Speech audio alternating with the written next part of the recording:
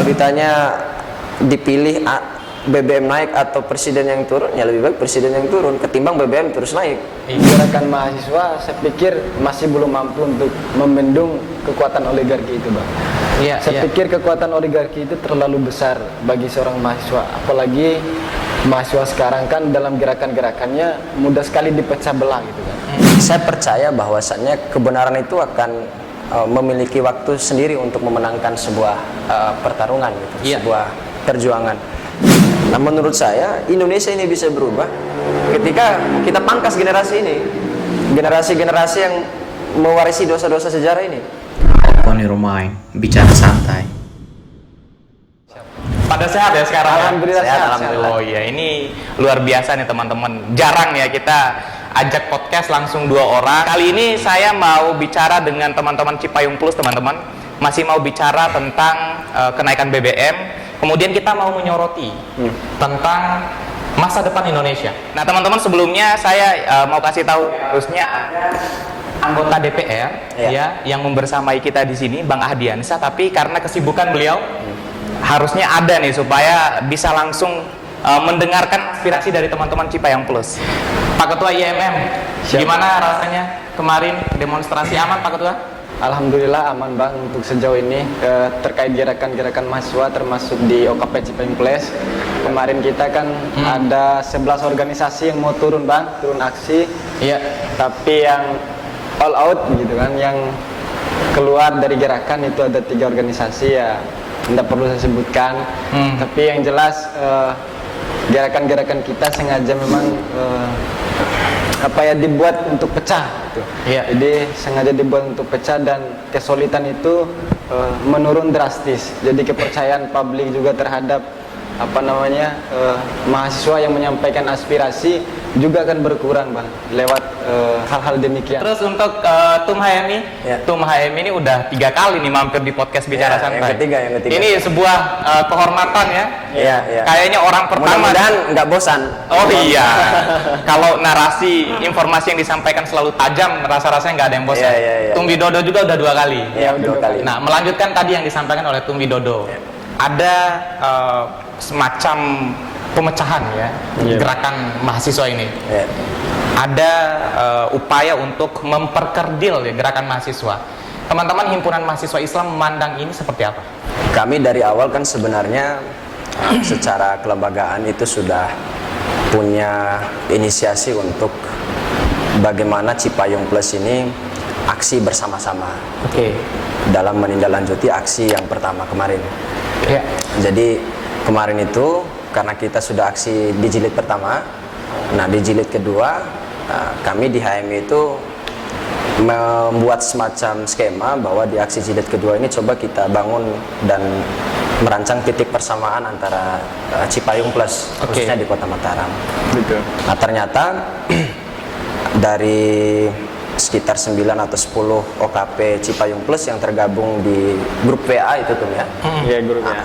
Di awal itu hanya 9 yang menyatakan sikap untuk siap turun aksi secara bersama gitu di tanggal 15 September hari Kamis kalau tidak salah. Ya, hari Kamis minggu kemarin. Nah, ternyata pada saat proses menjelang aksi hari H-1 atau H-2 satu OKP menarik diri, tidak siap untuk ikut terlibat. Kemudian di hari selanjutnya ada sekitar 2 OKP gitu, yang juga dengan alasan yang belum kami ketahui secara pasti apa alasannya gitu, kenapa menarik diri gitu. Nah, artinya sisa 6 OKP dari 9 OKP yang sudah menyatakan kesiapan untuk melaksanakan aksi demonstrasi. Nah, kami menilai memang ini untuk mencari sebuah formulasi bagaimana mengintegrasi gerakan itu, saya pikir di era ini memang agak susah. Sebab saya melihat bahwa ternyata di beberapa kelompok mahasiswa ini dia juga punya kepentingan-kepentingan yang dalam tanda kutip itu justru mengganggu skema gerakan. Yang pada dasarnya kita sudah bersepakat siap bersama-sama untuk turun ke jalan dalam rangka membela kepentingan publik.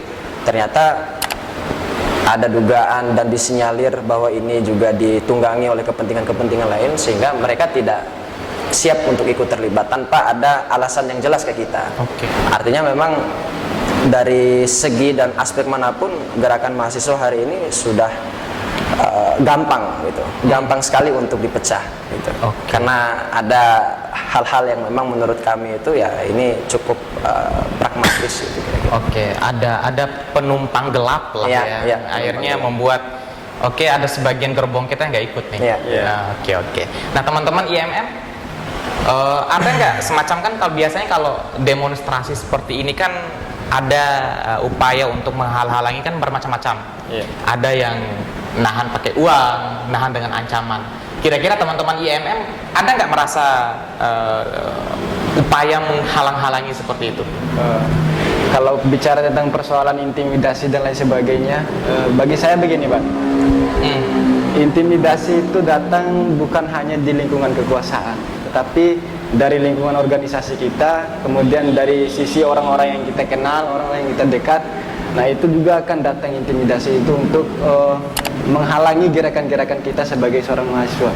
Saya sepakat apa yang disampaikan oleh Tumalan tadi, bahwa gerakan kita itu kita gampang bersatu, tapi gampang juga kita dipecah, Bang. Oke. Ya, dipecah dalam artian jangan turun demo karena gerakan ini begini gitu. Jadi kita ingin niatnya baik untuk turun ke jalan menyampaikan aspirasi ini supaya diterima oleh kekuasaan, oleh Dewan Perwakilan Daerah misalnya, untuk menyampaikan aspirasi kita atau untuk menerima langsung diteruskan ke presiden dan lain sebagainya. Nah, ini kan memang harus didukung oleh siapapun elemen itu. Tetapi di sisi lain karena kepentingan kekuasaan, kepentingan instansi yang terkait, jadi sehingga menghalangi gerakan-gerakan kita sebagai mahasiswa itu sendiri, Bang. Ya, kalau masalah tawar-menawar, barter dan lain sebagainya, di lingkungan mahasiswa sudah kropos, Bang. Jadi ya mungkin saya salah satu orang yang diintimidasi dan lain sebagainya, mungkin Tumalan juga. Tetapi sisi intimidasinya itu, Bang, punya sisi yang berbeda. Ya, mungkin di sisi Tumalan caranya bagaimana, atau di sisi saya caranya bagaimana. Tapi bagi saya di MM itu yang paling saya pegang teguh adalah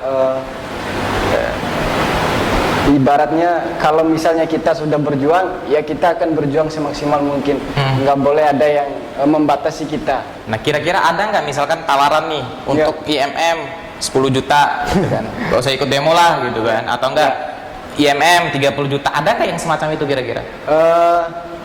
Ada hal-hal yang demikian, Bang, tetapi saya sampaikan saya menolak tegas hal-hal yang demikian. Bagi saya organisasi itu lebih mahal daripada apa yang diberikan itu, Bang. Nah, itu paling penting tuh, organisasi paling mahal ya, dari apapun. Pak Ketum HMI, ada katanya Pak Ketua IMM ada tuh tawaran 10 juta. Nah, dalam gerakan mahasiswa, tawar-menawar, barter-membarter, gerakan dengan nominal uang itu wajar nggak sih kira-kira? Ya, saya secara tegas mengatakan bahwa itu artinya kita sedang memanfaatkan gitu, memanfaatkan posisi organisasi atau komunitas yang kita miliki dengan dalil bahwa kita sedang membela kepentingan masyarakat gitu. Menurut kami itu tentu sesuatu yang sangat fatal gitu, sesuatu yang sangat tidak masuk dalam rasionalitas sebagai seorang mahasiswa.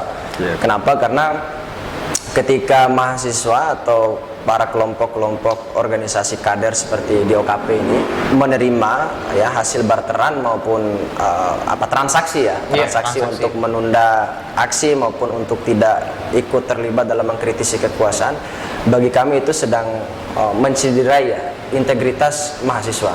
Karena yang paling mahal dari mahasiswa itu menurut kami adalah integritasnya. Nah, soal ilmu, soal kompetensi, ya kan, soal relasi mungkin itu masih bisa kita banding-bandingkan. Tetapi yang paling mahal yang dimiliki oleh mahasiswa itu adalah integritas. Nah, ketika integritas ini dijual belikan, ya kan, digadaikan, ya kan, ditransaksikan dengan rupiah, artinya kepada siapa lagi masyarakat berharap? Cocok. Sementara kan kita sedang mengkritisi integritas pemerintah atau pejabat publik hari ini. Benar. Ya kan, yang kita kritisi ini adalah integritas pejabat publik. Nah, ketika yang mengkritisi juga ini sudah hancur integritasnya, maka kepada siapa lagi rakyat ini berharap? Karena yang siap untuk menyuarakan aspirasi publik ini ya hanya orang-orang yang memiliki integritas yang kuat. Oke. Nah, Itu dari kami. bicara tentang integritas dan transaksi nih, Iya. transaksi gerakan ya. Kan kalau kita ketahui sekarang isunya BBM, Iya. ya, yang ditolak sama teman-teman Cipayung Plus kan itu adalah isu kenaikan BBM. Di belakang pemerintah, penguasa itu ada hantu yang lebih besar, Iya. oligarki, Iya. gitu loh. Teman-teman siap nggak gitu loh mengelawan oligarki ini? Saya begini, Ketua. Tanggal 16 Agustus, Presiden itu pernah berpidato di sidang tahunan MPR RI. Iya. Jadi saya masih ingat dia mengatakan dalam pidatonya itu bahwa APBN kita ini surplus sebanyak 106 triliun. Iya. Sementara kenaikan harga BBM itu justru tidak sampai 1 bulan dari penyampaian pidato Pak Jokowi yang menyebutkan bahwa 106 triliun itu surplus APBN pada saat sidang tahunan Pak Jokowi di depan MPR RI. Iya. Tidak lama selang dari penyampaian pidatonya, justru Pak Jokowi kan menelan ludahnya sendiri. Baik. Ya kan, tidak sampai 1 bulan, tiba-tiba BBM diumumkan naik gitu kira-kira. Iya. Nah, ini ada apa? Saya menilai bahwa tentu kekuasaan itu tidak bisa lepas dari yang namanya pemodal. Iya. Kekuasaan itu selalu dekat dengan yang namanya pengusaha. Tentu ya dengan secara seksama kami mengamati bahwa ini ada peran oligarki juga gitu dalam merancang instrumen hukum yang berlaku.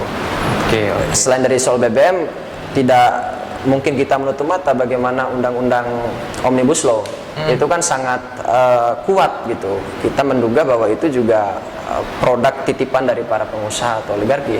Nah, kami menilai memang hari ini pemerintah lemah, gitu, oligarki yang kuat. Negara lemah, tapi pengusaha kuat. Nah, rakyat juga sekarang ini sangat lemah juga. Iya. Ini Itu mungkin. untuk Ketua IMM, tadi Tum Alan bilang oligarki makin kuat, Iya. pemerintah lemah. Iya. Nah, gerakan mahasiswa kuat nggak untuk melawan oligarki ini yang kuat banget di belakang nih? Ya, saya sih rasional aja, Bang. Atau realistis aja menyampaikannya. Kalau sekarang gerakan mahasiswa, saya pikir masih belum mampu untuk membendung kekuatan oligarki itu, Bang. Iya. Saya pikir kekuatan oligarki itu terlalu besar bagi seorang mahasiswa. Apalagi mahasiswa sekarang kan dalam gerakan-gerakannya mudah sekali dipecah belah gitu kan. Jadi artinya untuk meruntuhkan satu oligarki ya sangat-sangat bagi saya tidak mungkin itu. Iya. Dan saya pikir kita ingin melawan oligarki, tapi di sisi lain kita keropos dan lemah. Secara gagasan pun kita mulai down. Nah, secara mentalitas juga kita mulai down. Kemudian secara integritas juga kita mulai down. Nah, akhirnya yang terjadi adalah oligarki malah makin berkuasa di negeri ini. Kira-kira begitu. Ini ada semacam pesimisme ya berarti ya di dunia gerakan ya kira-kira. Saya pribadi tidak pesimisme, Bang, tetapi ketika melihat kondisi lingkungan itu, ketika ingin mulai bergerak, ya contohnya seperti OKP Cipayung Plus itu, saya melihat satu sisi bahwa kita tetap kalah dalam melawan oligarki itu, Bang.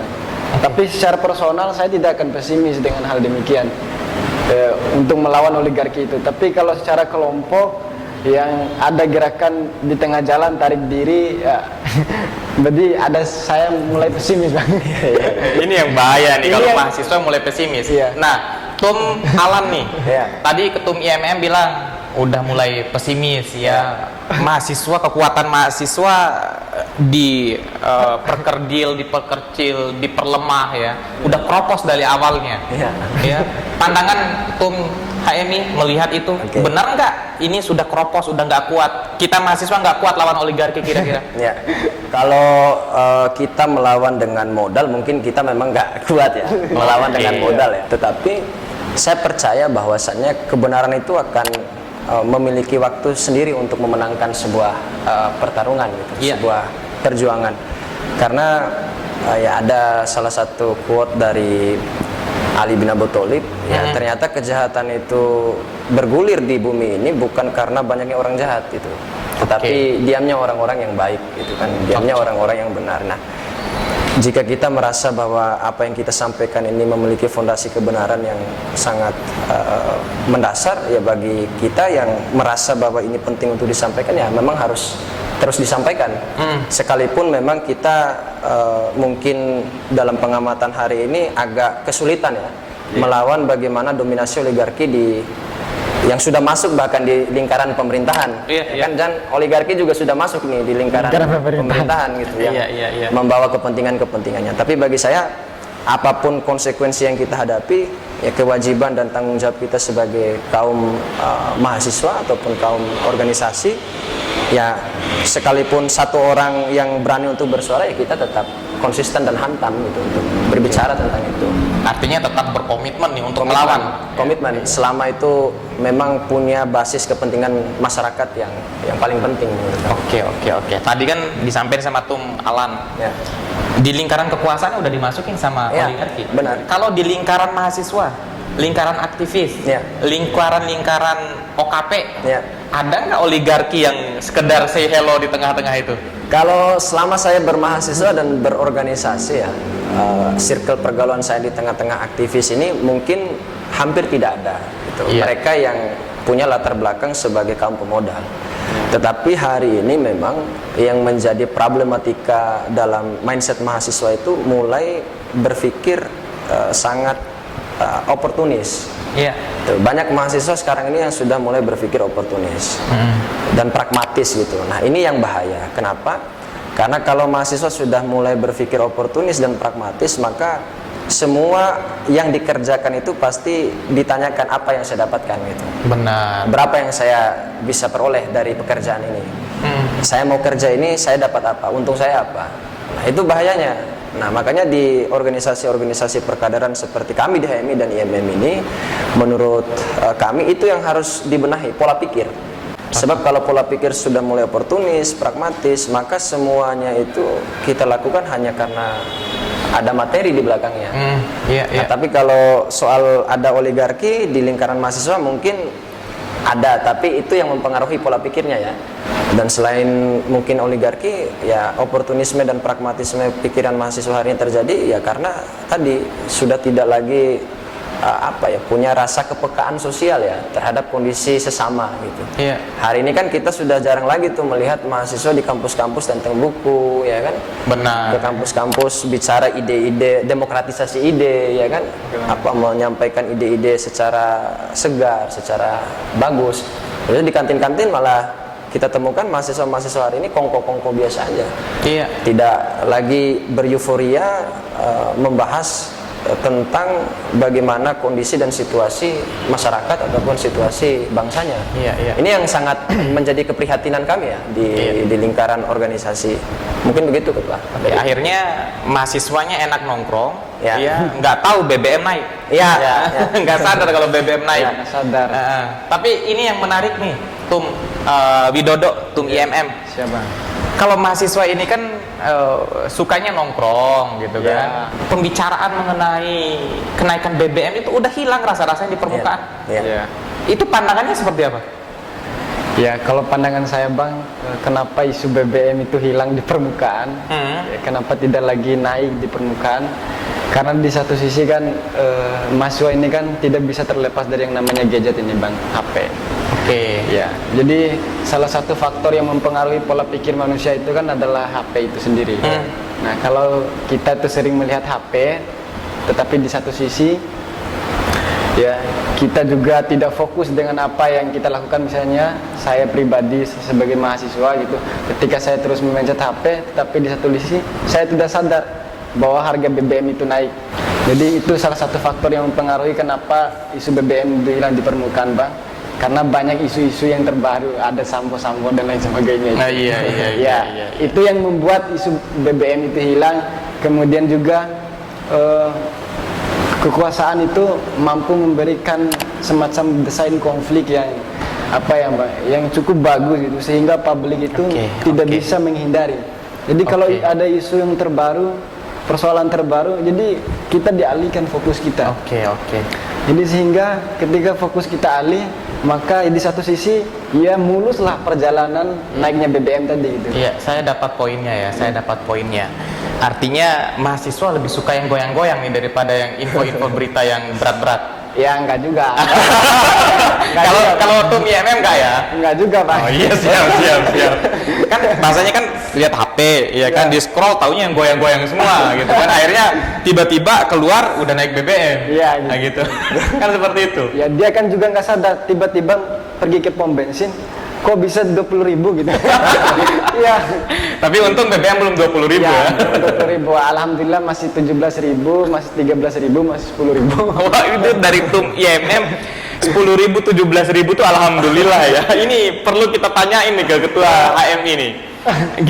Kira-kira gimana nih Pak Ketua melihat isu BBM ya, kemudian yang disampaikan oleh Tum IMM tadi bahwa ada semacam manajemen konflik yang bagus nih dari pemerintah. Isu yang besar ditutupi dengan isu yang lain, tertumpuk isunya nih, ya. Akhirnya seakan-akan fokus publik itu hilang. Nah, buram akhirnya kita melihat masalah yang ada di bangsa kita. Kira-kira gimana tuh Ketua? Oke, memang ini jadi settingan pemerintah dari era Pak Jokowi memang ya. Kita melihat era Pak Jokowi ini ketika isu mencuat hanya jadi trending gitu. Hanya jadi trending. Tapi substansi dan bagaimana mengadvokasi atau mengawal isu ini itu memang sangat mengganggu fokus gitu bagi para yang konsisten dalam membela dan memperjuangkan bagaimana isu-isu ini bisa terus bertahan secara viralitasnya ya di media sosial. Tapi kan sekarang sudah hilang oleh isu bejorka, ya kan? Iya benar ya. Isu apalagi banyaklah yang membuat isu BBM ini ratingnya turun. Tapi kalau saya sih ini memang nggak hanya cukup mahasiswa mungkin ya Ketua ya yang bisa harus terus bergerak ya. Tapi bagi kami ya partai politik juga itu harus bersikap. Cocok. Ya, partai politik juga harus bersikap. Kenapa? Karena partai politik ini juga pilar demokrasi. Mereka juga memanfaatkan suara rakyat ini kan untuk memenangkan gitu calon-calonnya di legislatif maupun eksekutif. Harusnya misalnya kayak PKS.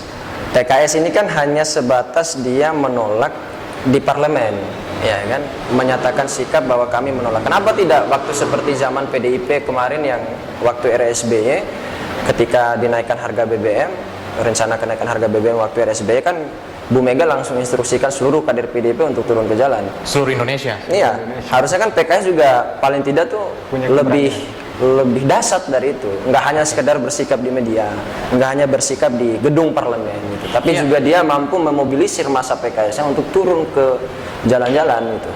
Karena menurut kami itu gerakan ini memang harus berlanjut dan tidak cukup hanya satu unsur yang bisa untuk membatalkan bahkan membuat presiden ini luluh. Mestinya mahasiswa, kader parpol, ya kan, para masyarakat juga minimal sadar dengan kondisi ini. Jadi itu bentuk bahwa dia komitmen lah ya, nggak hanya sekedar. Saya pernah buat konten sebelumnya, presiden yang turun atau BBM yang naik, pilihannya itu. Tadi Tum Alan sempat sampaikan bahwa presiden turun tuh. Tadi itu saya dengar tuh. Kira-kira emang harus presiden turun kira-kira dengan kondisi bangsa yang seperti ini? Ya, kalau ditanya dipilih BBM naik atau presiden yang turun, ya lebih baik presiden yang turun ketimbang BBM terus naik. Iya. Dengan secara sadar mestinya presiden itu kalau ingin masyarakat ini tidak ingin mengkritik beliau, harusnya beliau tuh kinerjanya dimaksimalkan, dioptimalkan gitu. Nah, yang menarik nih, Tum Widodo. Ya, Pak. Tadi Tum Alan sampaikan bahwa ada semacam manajemen konflik untuk menghilangkan isu ditutup dengan isu yang lain. Iya, Pak. Hacker nih, ada Bjorka. Bjorka ya. Pandangannya Tum IMM, benar nggak hacker ini muncul untuk menimbun masalah BBM yang sebenarnya?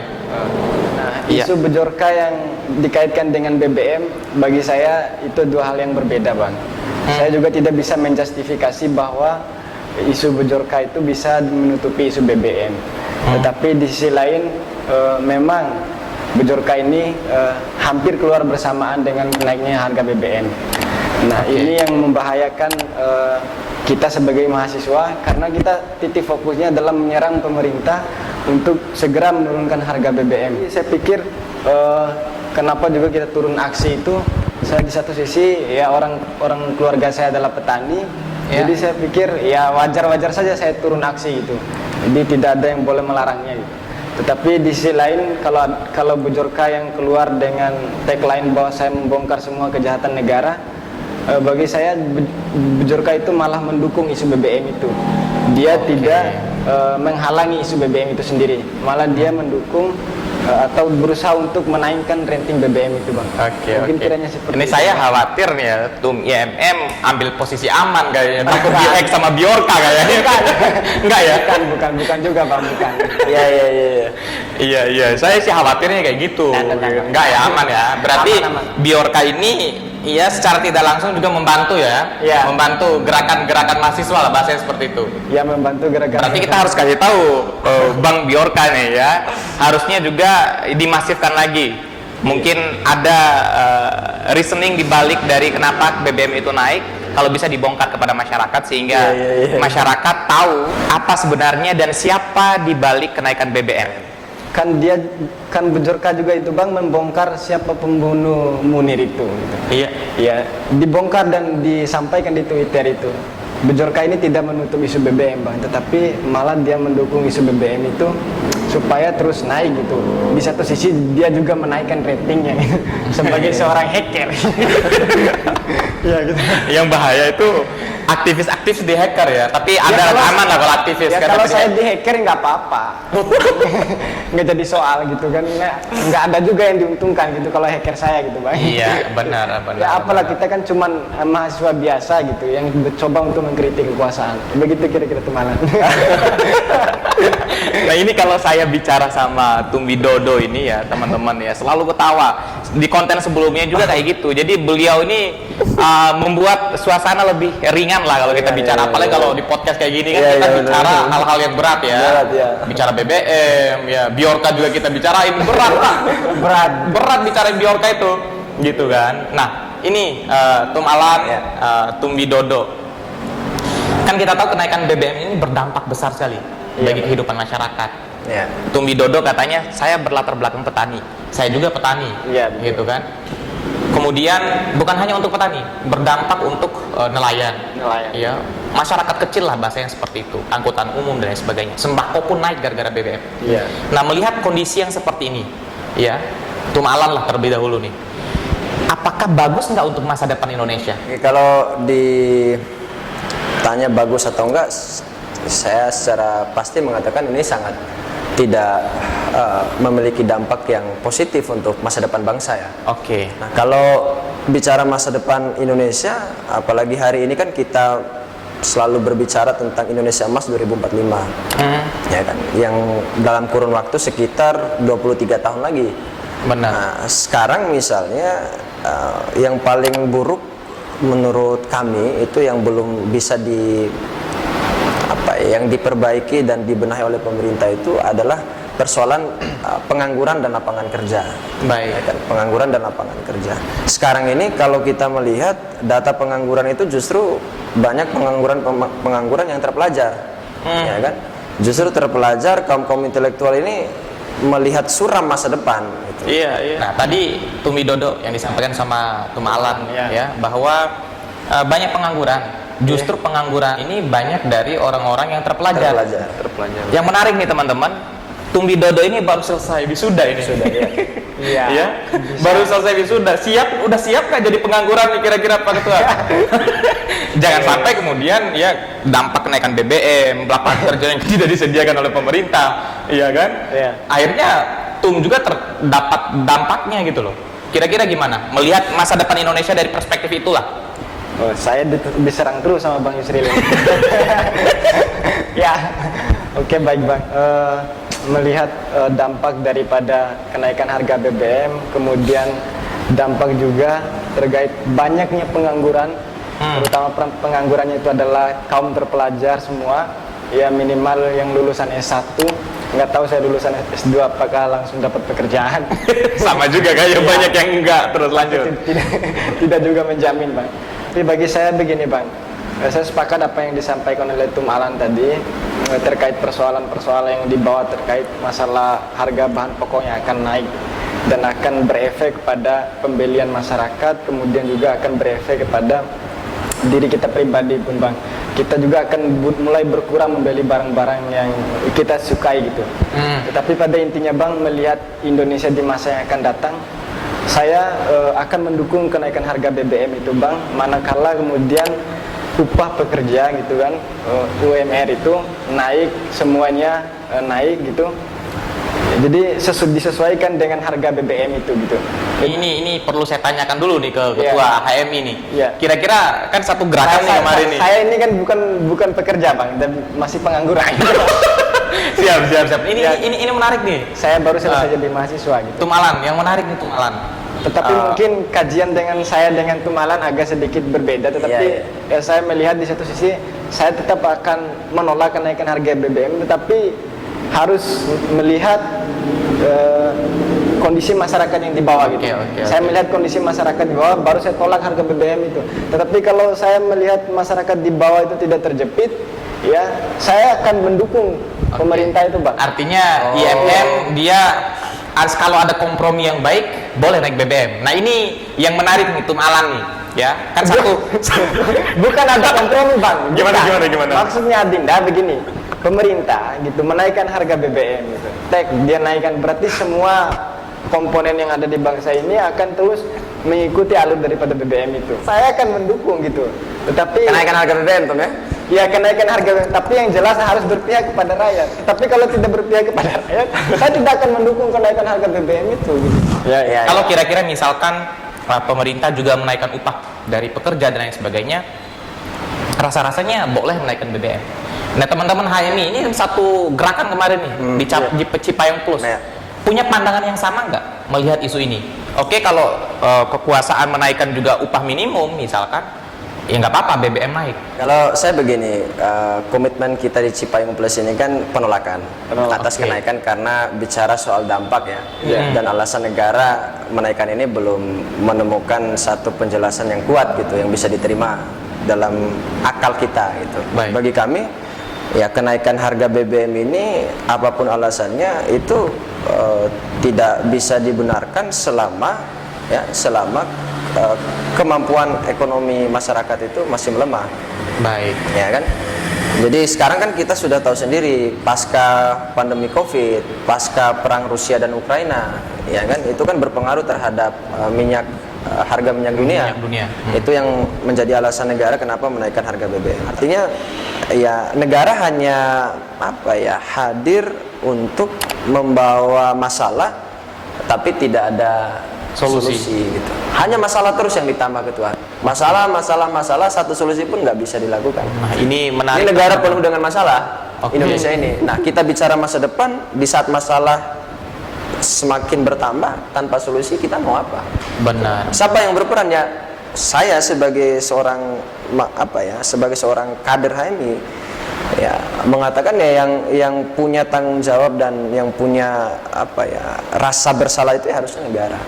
Negara yang bertanggung jawab penuh atas kehidupan rakyatnya, itu jelas di konstitusi kita. Benar.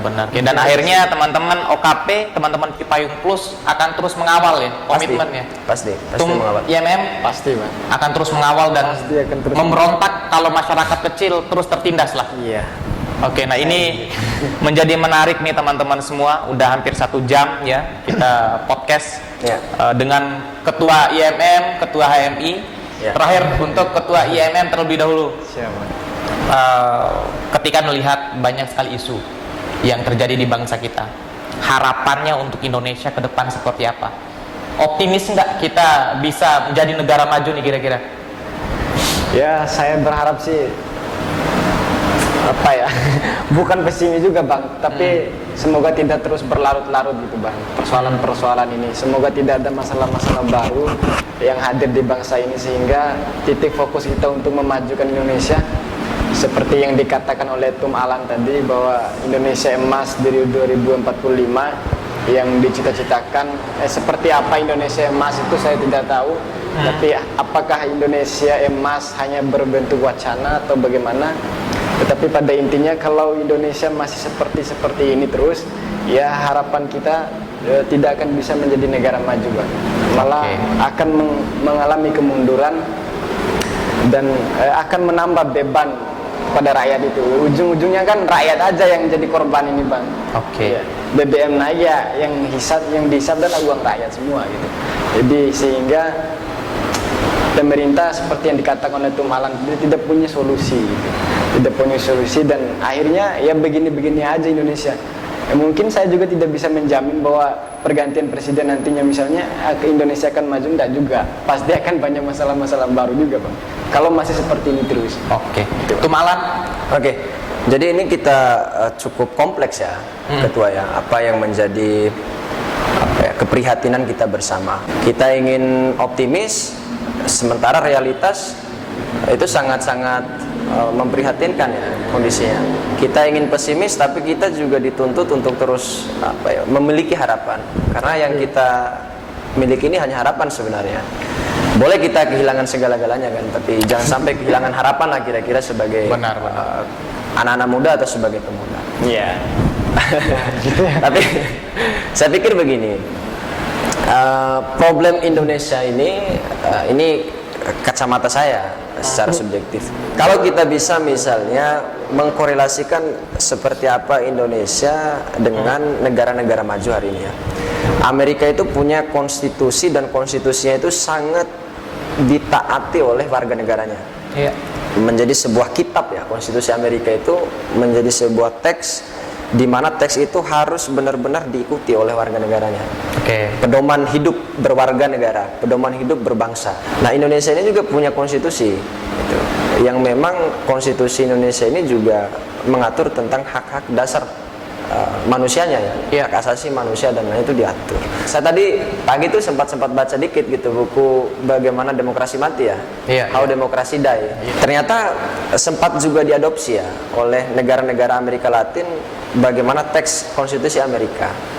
Ternyata setelah diadopsi teks konstitusi Amerika itu oleh negara-negara Amerika Latin, karakter atau budaya pemerintahnya itu tetap sama, korup, fasis, tiran, ya kan. Jadi teks itu nggak menjamin ternyata.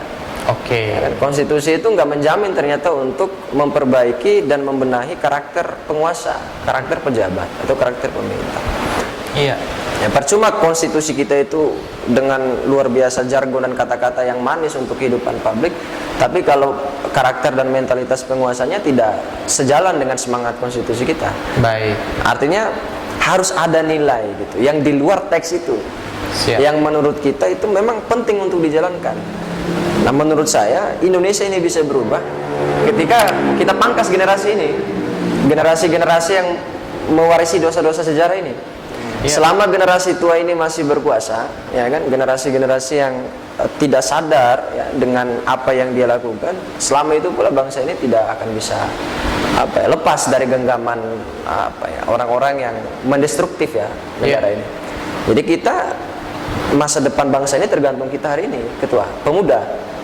Pemuda itu punya peran penting sebagai pionir untuk menentukan arah masa depan bangsa ke depan. Nah, kalau pemuda hari ini misalnya sudah terinfiltrasi ya, oleh pandangan atau sikap dan praktik-praktik yang merusak ya idealisme kita, maka sampai kapanpun Indonesia nggak akan pernah maju. Hari ini kan Ketua kita lihat di ruang-ruang publik kita justru yang terjadi kan banyak demokratisasi informasi. Informasi semua kita terima nih.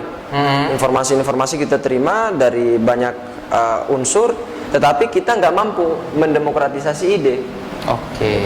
Informasi kita terima, tapi setelah kita terima informasi paling tidak tuh ada gitu gagasan-gagasan, ide-ide pemuda yang bisa untuk paling tidak menyalakan lilin di tengah kegelapan ini. Nah, tugas pemuda ini adalah menyalakan lilin di tengah kegelapan.